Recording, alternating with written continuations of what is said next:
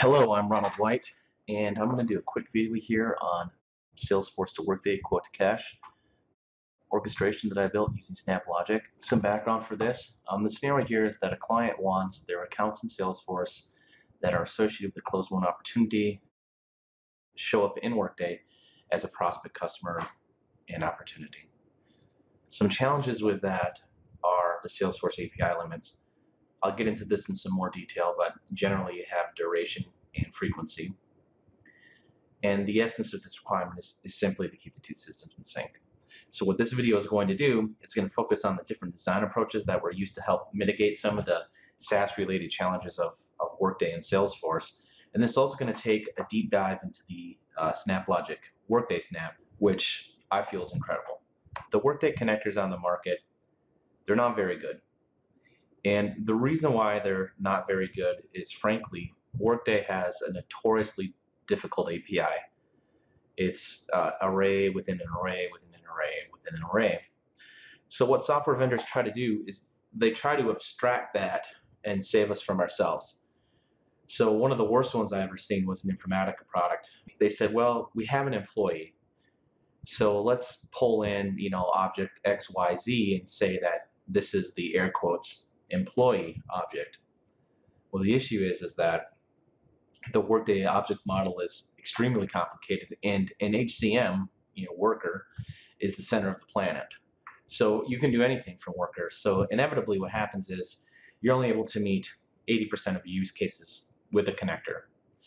So then people get together and they say, well, these connectors suck, so we're going to just use the WSDL. And there's two subcategories to the WSDL approach. One is a web services connector that uses the Workday WSDL, and then the other is just the naked WSDL. And in either cases, the downsides are very, very similar. The biggest one, I think, is a lot of technical debt, and a lot of that has to do with how you consume the WSDL. There's always one or two guys that know how to do it, and it involves logging into a tenant, downloading. In the case of Workday, they have a WSDL per functionality. And then, you're importing them into an application, or you're putting them on, an application server in the case of a custom ESB. And that in and of itself is a lot of maintenance, but the real problem is it's not future-proof. And Workday is actually getting very agile, much to their credit. They're releasing software very frequently, and their releases are getting very good. 2 years ago, I would not have been able to say that. Today, Workday is on top of it when it comes to release. They're rolling out great functionality. Even if you find the perfect connector, and all the major integration platforms out there, less SnapLogic, it's simply not extendable to the enterprise, in my humble opinion. Example, with SnapLogic, if you're using their Snap, their Workday Snap, and you decide you want to get into big data, that's not an issue at all. You can do it right there, same platform, same pipeline even. In Informatica Power Center, for example, if you say you want to get into big data, you're talking about a whole other autonomous product. What's really cool about SnapLogic is the different REST options you have. And what I'm going to show you is, you don't need a WSDL, and parameterization is a breeze. And you also have flexibility in types. You can do posts or gets, and the post is very important when we're talking about call limitations. I'll get into that more. And also you have very fine control over your sync async approaches. You can go full sync, but you can go async at different points in the pipeline, and that'll be more clear as you watch the video. The Workday Snap is remarkable. What I refer to as a fine grain abstraction. You get the lowest possible grain of abstraction that there is, which means that you're always going to get the most out of the Workday API, which is important. You're paying money for Workday. They're releasing good software. You should not have to wait on your integration platform to take advantage of that. Also, too, the rapid analysis in the development cycle.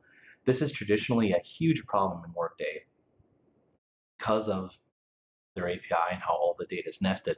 But you'll see in this demo how with very, very little work, I'm able to pull up exactly what I need from Workday, and I'm able to just do a quick profile right there on the fly. When you're looking at SnapLogic as a platform, developer productivity cannot be said enough. It's insane how much easier it is to do stuff in SnapLogic.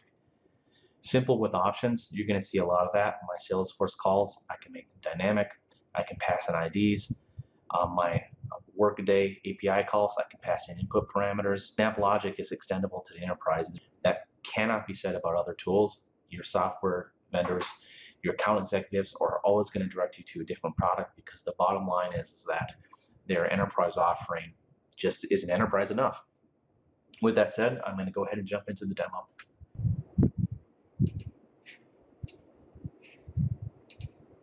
And now we're in the demo.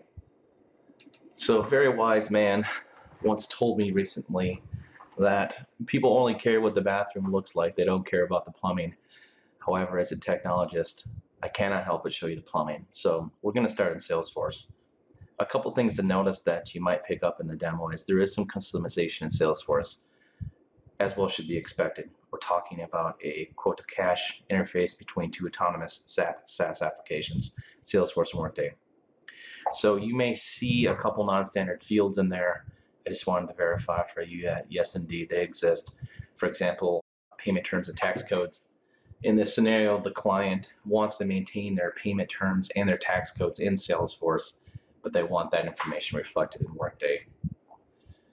There is some Apex, and for that, I'm just going to jump over to the force.com IDE. There's two classes and two triggers. The first trigger to think about is the trigger on opportunity.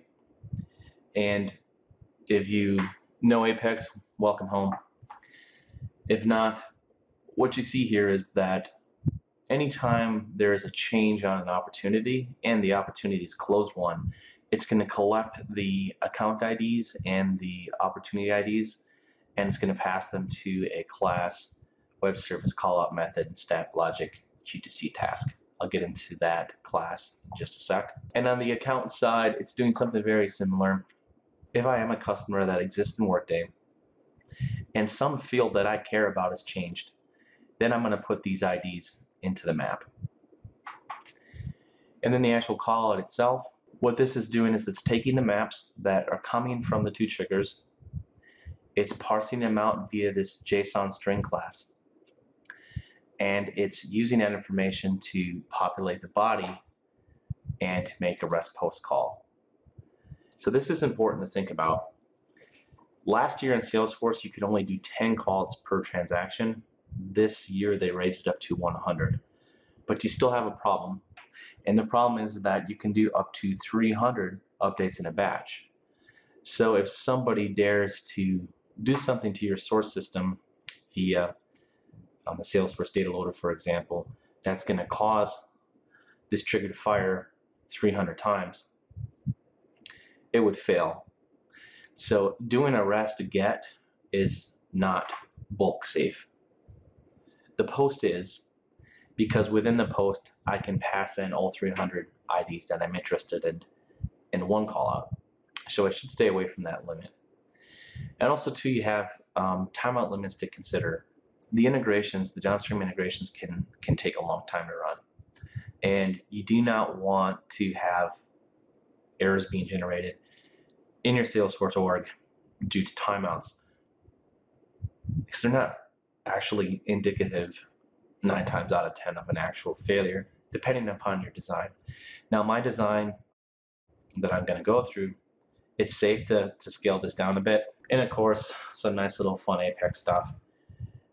Don't do the debugs if you're running the test, and do a try catch so we can look through the logs if we have to. So this is the Apex behind the scenes on the Salesforce side. And now we're over here in SnapLogic. I'm sending a post to an endpoint via the web service callout class method that I just showed you. What this is doing is simply catching that REST input. It's mapping the request. I'm doing a sort by ID type. It's not too critical, but I do want to process my accounts before I process my opportunities. So we're going to leave that sort in there. And I'm doing a copy of the input here. And you'll notice I have a map response, and then I have these for each. It's just a means for each incoming document to execute a pipeline. And in this case, I'm executing prospect, customer, and opportunity. I'm also formatting the output from this and writing it to a file. This writing it to a file is handy for troubleshooting, but here's what it really does for me. When I do the REST post, what's going to happen is the client that initiates that REST post is going to wait for a response. Now, I've had 3 pipelines in here, and these are tuned pretty well, so they're pretty fast. But it's not that hard to imagine a scenario where you may have 10 pipelines. So end to end, this process may run for 10 minutes. And if your REST client is waiting for a response for 10 minutes, it's going to time out. What we can do is we can control where the response is returned. In this case, I'm returning a response right here. This unconnected output is going to equate to a response back to the client. So this is very helpful in terms of sync versus async design. We can control very specifically when we give the response back, and also to the content of that response. In this case, I'm just putting in the arguments. When you do your REST posts, it's going to come here and it's going to say, hey, here's your 200, and here's what you gave me. So it's very useful for troubleshooting from the client, but it's also very useful for API timeout perspective as well. And maybe in a large Salesforce shop where Salesforce is the enterprise, which is not uncommon, I could have a chain of API calls, and I would want to say, do this request. When I get a response back, then do B. When I get a response back, then do C. And those would be de facto synchronous if I didn't put the response this early in the pipeline. Because I've put the response this early in the pipeline, it's essentially an async type situation where you're going to make the call from Salesforce, you're going to get a response back immediately, and then you go right on to the next thing, you get a response back immediately, you go right on to the next thing, etc., etc. So a lot of flexibility here in SnapLogic in terms of what type of REST operation you can accept. In this case, I'm accepting a post, which helps me mitigate API limitations in Salesforce. And also, too, when I return the response. Before we dive into the pipelines, I kind of wanted to give you an overview of the Workday Snap so you can really see how easy it is to use. And the first thing I want to point out is how incredibly easy it is to specify a service or an object. I just click this call out, and what it does is it goes in and actually reads your tenant and pulls back all the services that are available in your tenant. Likewise, for each service, it pulls back all of the operations that you have available. This is extremely important as Workday is releasing more stuff more rapidly and putting in more features. A lot of them are paid-for features. So think about the scenario where you have to hard-code in a WSDL or download a WSDL. First of all, the WSDL is actually kept at the service level in Workday. So you're talking about downloading, looks like 2, maybe 3 dozen WSDLs here, just to get to a place where you can start. My point here is that when I talk about fine-grained abstraction, this is what I'm talking about. The Workday Snap abstracts the API, but it does it at a very fine grain where you have full access to the API. Now, what people, the whole connector paradigm community will say, well, what are you gonna do with that data that you get back? And they'll say that because Workday data is extremely nested, lots of arrays. So this is the naked response that I'm getting back from the GMS tenant. You can figure out what's happening if you're comfortable with JSON syntax, but from practicality perspective, when you're doing analysis to determine how best to meet your requirements with the data, this isn't very useful. So in SnapLogic, extremely simple to get this data to a usable state. All I did was just drug in a mapper and look at my response. Look at my output of that mapper, nice and clean. Much better than that giant JSON payload. I can work with this. I can go back to my business and say, hey, you don't have a category called super technology. It's called technology. So you may ask, well, how did that miracle happen? Well, let me just show you. You're going to look at this and you're going to say, good God, I can't code that. And the good news is that you don't have to, because it just auto-populates. So it's just putting in the JSON path statement, which flattens out this array and gives you a nice, steady, cool output, just like this. So in the case of SnapLogic, this is extremely simple to do. You just go into this Workday Snap and you would just add an input, which I've done down here. all I did was add this input, and I just drug a mapper to the input. And the reason why I did that is when you do that in SnapLogic, magically the input parameters that the API or that the Workday API accepts are going to appear here. And just as an example, I just picked the first widget that I found in my response, and I'm inputting it as my request. And when I do that and I save this and it validates, then I'm going to get my one customer category that I'm interested in. Very useful, especially when you think of terms. I'm using customer categories here because it's not sensitive data and it's easy to understand. However, you could imagine where you have Workday Financials client with thousands and thousands and thousands of customer invoices. You may have the external ID from your invoicing system, and you can just pass that in and then get the Workday data back. You don't have to pull all of the Workday data out and traverse all those arrays and figure out how to join to it and what to return. The API has already got this functionality built into it. SnapLogic exposes the functionality API. There's no opportunity loss, and let me talk about that really quick. Workday is releasing better and better features. They're upgrading quicker and quicker. So how do I upgrade to the newest version of the API? For example, Workday 25, they just released inventory management. How would I make sure that I have access to inventory management? It's all just a function of the account. It really is as simple as just putting in your API here.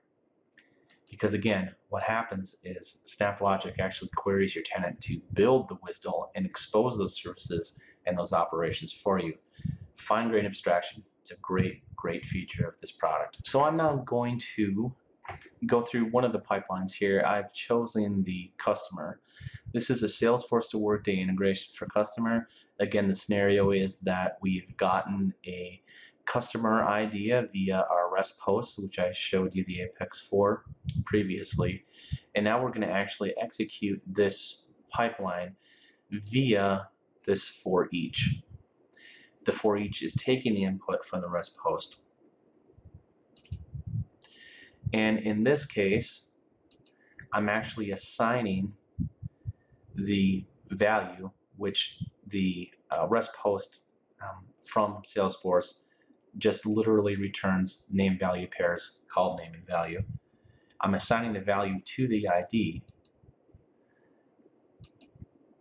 and within the pipeline I have a comparable parameter here, obviously.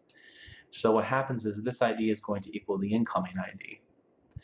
And in Salesforce, if you're not familiar with our Salesforce Snap, it too is incredibly awesome. Not to get too far off topic, but one of the things I love about it is I can put in a SQL query. I don't see any other tools that let me do that. And also too, passing in parameters is insanely simple. In this case, I'm passing in the ID that the REST post is providing.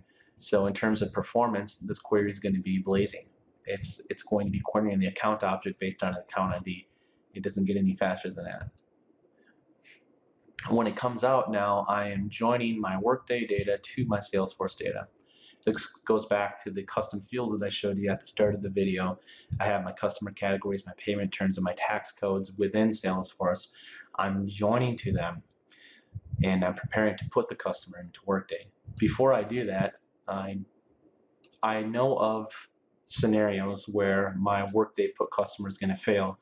And also I may have business logic that says, don't put a customer in Workday if this is where that information is placed. If we know that the record is going to be invalid, we're not going to try to do the put. We're just going to stop the pipeline and send a message back via the execution statistic logs to say, you've got bad customer data. But now let's take a quick look at the put. The mapper for the put is pretty straightforward. The most crazy thing I'm doing here is, Workday is very particular about, for example, how the phone number comes in. So in the preceding snap, I was making sure it was 10 digits, and since I know it's 10, now I can format it the way Workday wants it, because if it's not formatted right, Workday's going to reject it. Another cool thing about the Workday put, similar to the Workday read, is Workday is going to tell me about my request. If I've got a successful request, it's going to say your request was successful. Here's your identifiers. I want those identifiers. Now, I've been in shops where they had a hard requirement to get the identifiers, and they actually had to do a get right after a put, meaning they put the customer in Workday, and then right after that, they did a query on the customer to figure out what identifier did Workday give me, because again, the connector did not allow the reading of the response from the API. In SnapLogic, we do, and since the response is in a standard format, we just pull it on through. And in this case, I submitted my customer reference ID as my Salesforce ID, and I'm getting the response of the WID back from the Workday API, and I'm adding in a sync complete date here just for fun. So, and I'm writing that right back to the Salesforce account. So here's a scenario where I got an account record from Salesforce. I put that customer record, that account record into Workday as a customer, then I wrote back the Workday ID right back to Salesforce. So my two systems are now in sync in this one single pipeline that executes in 30 seconds. Pretty cool stuff. This is an example of a pipeline that goes the opposite direction. Now, Salesforce has excellent product management capabilities. I see a lot of people manage their portfolios or price books out of Salesforce. But then again, some people like to keep the product data close to the financial system. So in this scenario, what we're saying here is Workday is the system of record for products. The prices that I determine in Workday, I want to be reflected in Salesforce, and the products that are available within Workday, I too want those reflected in Salesforce. So this pipeline is actually doing that. It's kind of a cool example because it's doing a lot of different call-outs to kind of keep these in sync. The product information is not the same in both systems. Again, we're talking about autonomous SaaS applications. In Workday, we have the sales items that have revenue category codes. In the Salesforce, we have a price book that's associated with a product. So here what I'm doing is I'm getting my sales item, I'm looking it up in Salesforce, I'm joining the price book, and then in this scenario I actually have to do a router because you're not allowed to change some of the parent-child relationships via an update. So in this particular scenario, I'm actually doing an insert and an update separately. So for the insert path, I'm providing the product identifiers, and then for the update path, I'm not including those identifiers. So creating the product if it doesn't exist. If it does exist, I'm doing an update. How do I know if it exists? I know if it exists because I was able to look up the product ID within Salesforce. If I found it, then it's an update. If I didn't find it, then it's an insert. This pipeline executes at rocket speed. And it's pretty neat when you think about what it's doing. It's actually doing 2 gets to Workday. It's actually doing a lookup to Salesforce, a select from Salesforce, and then another lookup from Salesforce. If you have any questions, don't hesitate to reach out to me. You can email me via the YouTube channel or leave a comment. I'll get back to you as soon as possible.